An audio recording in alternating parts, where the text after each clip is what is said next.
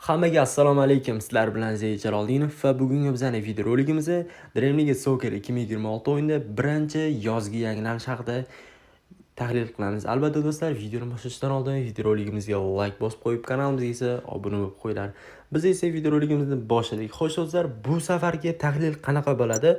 Oldingi videoroliklarda aytganimdek klassik o'yinchilarni tahlil qilgan edik va Champions kartali o'yinchilar haqida tahlil qilgan edik. Xo'p do'stlar, bugun biz o'zimizni jaydari, ya'ni sariq kartali o'yinchilar haqida tahlil qilamiz. Ya'ni do'stlar, bu videoroligimiz ikki qismli bo'lib iborat bo'ladi. Xudo xolisa ikkinchi qism chiqish uchun o'zingizlarning qo'lingizda bo'ladi.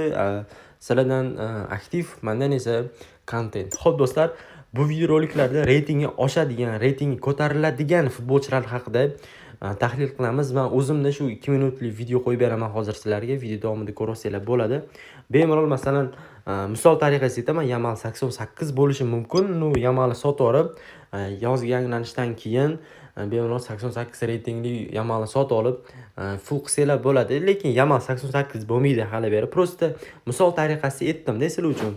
Xo'p do'stlar, bunaqa yangiliklar birinchi bo'lib Telegram kanalimda bo'ladi. Telegram sahifaga bemalol kanalga obuna bo'lib qo'yib, kuzatsanglar bo'ladi. Keyin 2-3 kundan keyin YouTube'ga mana shunaqa kontent qilishni sekin-sekin chiqaraman. Lekin ko'pincha Telegram kanalga tashlab boraman. Hamma narsani Telegram kanalda aktiv bo'laman. Telegram kanalining silkasini esa kommentariyadan topasizlar. Bo'lmasa esa men sizlarga hozir bitta chotki videorolik qo'yib beraman. Bemalol ko'rasizlar bo'ladi.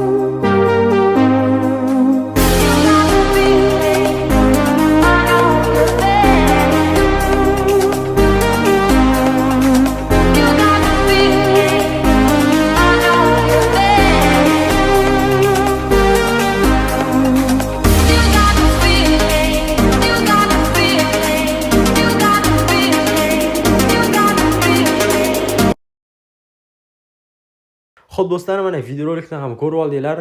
90% narsa bu to'g'ri chiqadi. Mana shu statistikalar, mana shu reytingli o'yinchilar, do'stlar 100% deb hech kim sizlarga ayta olmaydi. Albatta do'stlar, bu o'ziga yarasha qiyinchiligi bor, montaji bor, boshqa narsa bor. Shuning uchun ham like'larni ayamasdan tashlaylar. Albatta buni ham bo'lib qo'yinglar. Xo'p do'stlar, ikkinchi qism esa xudo xolisa ertaga chiqadi. Bir kun ichida, ya'ni 24 soat ichida 500 like qilib qo'ysanglar.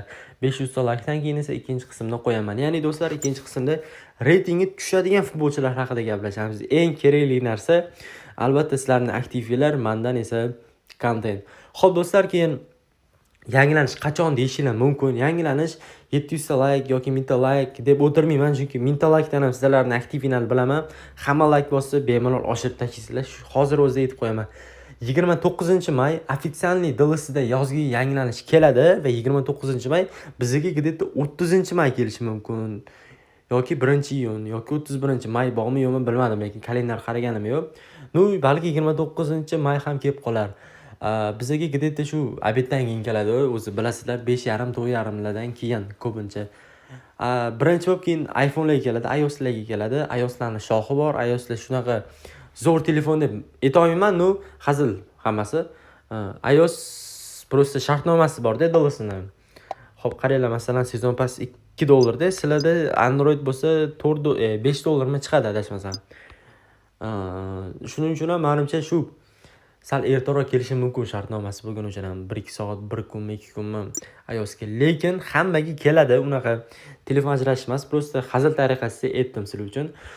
Xo'sh do'stlar, hozircha videoroliklar shular. Albatta do'stlar, kommentariyada o'zingizlarning izohlaringizni qoldirib, omad yozib qo'ysanglar menga katta motivatsiya bo'ladi. Keyingi videoroliklarda ko'rishguncha, xayr, sog' salomatlik.